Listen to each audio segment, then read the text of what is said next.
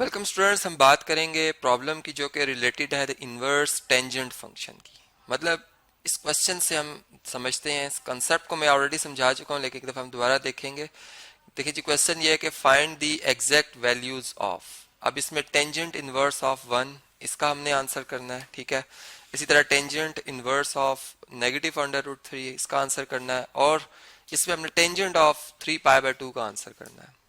इस सवाल के जवाब को बताने से पहले मैं चाहूंगा कि आपको, अगर ये कर्व मैं आपको बता दूं, ये जो टेंजेंट फंक्शन का कर्व है, ठीक है।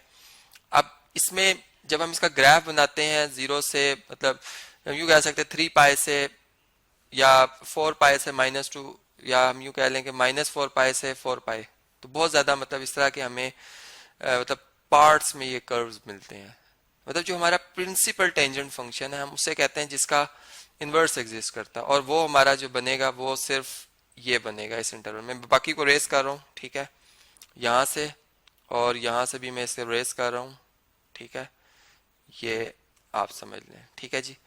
अब इसमें आप देखेंगे ये -π/2 से +π/2 तक के इंटरवल में है, ठीक है, +π/2 के इंटरवल में। तो ये जो मतलब फंक्शन है, ये तो ऑलरेडी हम जानते हैं। अब अगर मैं इस पे हॉरिजॉन्टल लाइन ड्रॉ करूं, तो ये इस कर्व को एक ही पॉइंट पे इंटरसेक्ट करती है। मतलब कि इस इंटरवल में रहते हुए, जिसमें कि एंगल थीटा जो है वो पॉजिटिव π/2 से कम रहना चाहिए और नेगेटिव π/2 से ग्रेटर रहना चाहिए, ये हमारा टेंजेंट फंक्शन बिहेव करता है जैसे कि एक 1:1 फंक्शन बिहेव करता है, ठीक है। तो इसका मतलब कि इसका इनवर्स एग्जिस्ट करेगा। तो ऐसे टेंजेंट फंक्शन को हम प्रिंसिपल टेंजेंट फंक्शन कहते हैं, जिसे मैं कैपिटल टी से जाहिर करता हूँ, ठीक है। तो ये बताने का मकसद क्या था, चलें आप जरा क्वेश्चन देखें।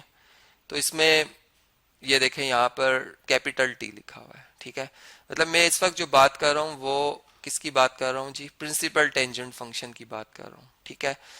और इसमें जो इसका इनवर्स है वो एक, हम यूं कहेंगे कि वो एक एंगल है। चूंकि इसमें जो टेंजेंट फंक्शन होता है वो एंगल को मतलब उठाता है और उसकी वैल्यू देता है, जो कि एंगल भी रेडियंस मेजर में होता है, वो भी एक नंबर ही है, ठीक है, लेकिन उसका एक इंटरवल है।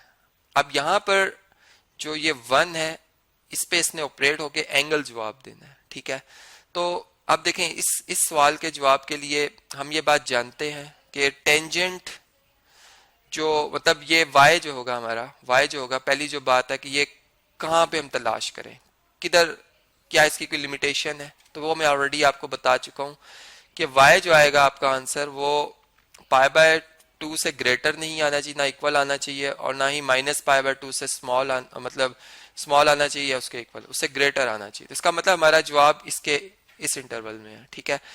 अगर हम -π/0 से मतलब -π/2 की तरफ मूव करें, तो एंगल जो है वो फोर्थ क्वाड्रेंट में चला जाता है, जहां टेंजेंट नेगेटिव होता है, इसकी वैल्यू नेगेटिव, तो ये +1 है। इसका मतलब हमारा जवाब पहले क्वाड्रेंट में है। हमने मूव करना है 0 से π/2 की तरफ। तो हमने देखा कि टेंजेंट π/4, टेंजेंट π/4 जो है वो क्या जवाब देता है, 1, ठीक है।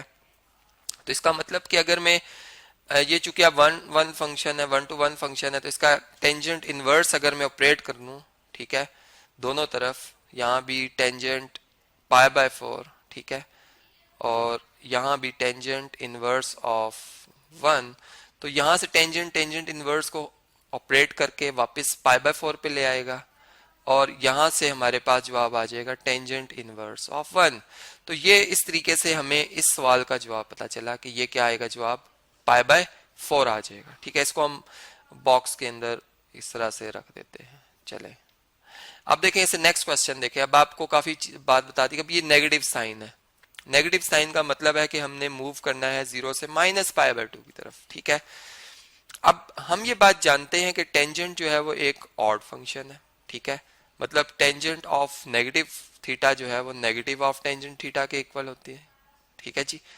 ऑड फंक्शन है, यहाँ पे मैं लिख भी देता हूँ, it is an odd function.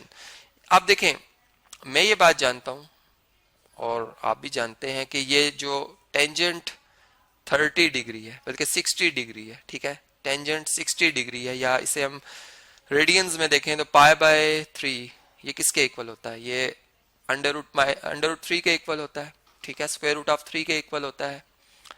अब अगर मैं यहाँ पर मतलब इस डेफिनेशन को लगाऊं तो मैं ये कह सकता हूं कि tangent of minus pi by 3 फिर किसके इक्वल होगा, ये माइनस अंडर रूट 3 के इक्वल हो जाएगा। और फिर कि अगर हम दोनों तरफ टेंजेंट इनवर्स फंक्शन ले लें तो जो हमारा ये इसमें y जवाब आएगा वो क्या आएगा, देखें यहाँ पर हम लिखेंगे tangent of pi by minus pi by 3, ठीक है, is equal to tangent inverse of minus under root 3। तो जवाब हमारा आएगा जी, चले मैं स्क्रीन को थोड़ा सा डाउन करता हूँ, यहाँ से टेंजेंट इनवर्स से कैंसिल, और टेंजेंट इनवर्स ऑफ, ये मैं लेफ्ट साइड को राइट साइड को लेफ्ट साइड पे लिख रहा हूँ सिमेट्रिक प्रॉपर्टी के तहत, ये equal to minus pi by 3 आ जाएगा, ठीक है। तो इस तरीके से हमें ये y मिल गया माइनस पाई बाय 3, जो कि ये जो प्रिंसिपल टेंजेंट फंक्शन है उसकी जो हम कह सकते हैं कि डोमेन है उस इंटरवल में ये लाई करता है, ठीक है, चूंकि इनवर्स में जो डोमेन होती है वो जो मेन फंक्शन है उसकी रेंज होती है, ठीक है जी, बात याद रहे आपको। तो अब देखें इसमें जो लास्ट पार्ट है, अब इसमें हमें इनवर्स नहीं लेना, हमने टेंजेंट प्रिंसिपल टेंजेंट फंक्शन की वैल्यू 3 पाई बाय 2 पे फाइंड करनी है, ठीक है।